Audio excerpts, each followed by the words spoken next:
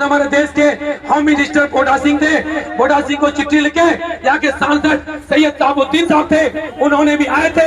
बहुत हम लोग आंदोलन किए, लेकिन हम लोग का आंदोलन वहाँ कामयाब नहीं हो पाए हैं। इसलिए इस आंदोलन को आगे बढ़ाते हुए हाई कोर्ट में रीट करना पड़ेगा, जरूरत पड़ने पर सुप्रीम कोर्ट रीट करना पड़ेगा। हम तमाम लोगों का, यहाँ आए हुए लोगों का शुक्रगुजार है। गाँव के ग्रामीणों का कहना है, और जैसा कि सत्य भी है कि आबादी घनी है, उस घनी आबादी के दरमियान में कल लोगों को घर बनाने की जगह नहीं मिलेगी। परिवार में जो बढ़ोतरी हो रही है, उस एतबार से लोग हर साल हर बस्ती में 2, 4, 10 घर 300 मीटर 400 मीटर की दूरी में जाता है। 10 साल के अंदर में हमारी ये सारी जो कृषि भूमि है वो हमारी बस्ती बनने वाली है। कल हमारे बच्चे कहाँ जाएंगे? क्या आप ये चाहते हैं कि मजदूरी करने के लिए जाए पंजाब में, पंजाबी में बच जाए, अपनी मिट्टी में वापस नहीं आए? तो आपको हमारे बारे में सोचना पड़ेगा।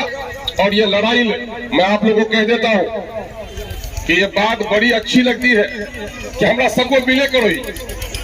ये जिस्म पैर से लेकर सर तक मिला हुआ है, लेकिन इससे एक दूसरे का रिश्ता जुड़ा हुआ है।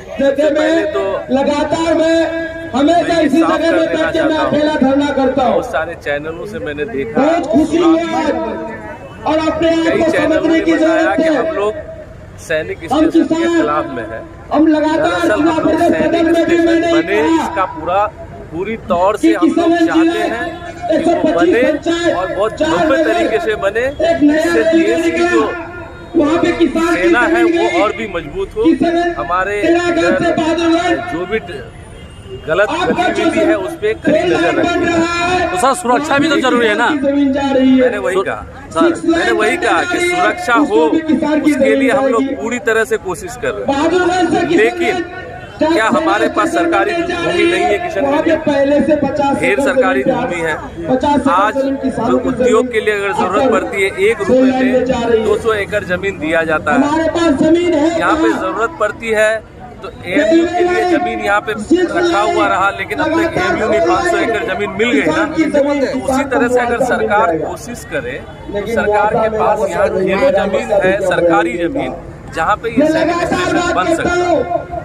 लेकिन यहाँ पे गरीब लोगों की जो आबादी है, जहाँ पे जो जमीन है किसी एक आदमी का नहीं है कि भाई 100 एकड़ जमीन किसी एक का, ये किसी का 2 कट्ठा, किसी का 10 कट्ठा, किसी का 5 कट्ठा। आप उनको मुआवजा अगर दे भी देंगे तो क्या बताइए 500 एकड़ में रहने वाले लोग, उन लोगों को कहीं जमीन मिल पाएगी? वो लोग अपना घर आशियाना बना पाएंगे? उनको रोड के साइड किनारे भी आप रहने नहीं दे पाइएगा उसको। ठीक है, मैं कहता हूँ कि लोग जमीन देने के लिए तैयार हैं। आप जमीन ले लीजिए, पूरी यहाँ से कमेटी खत्म हो जाएगी, सरकार को जमीन दे देगा वही सैनिक स्टेशन। जितना जमीन आप हमसे ले रहे हैं, हमें उतना जमीन आप कहीं दे दीजिए।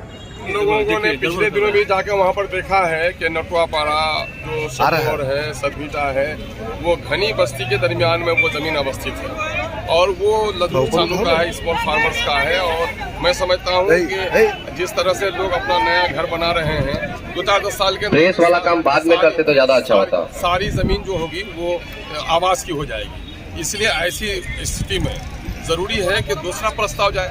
हम लोग जो हैं और वहाँ के जो लोग हैं किसान, वो फौजी छावनी के खिलाफ नहीं है।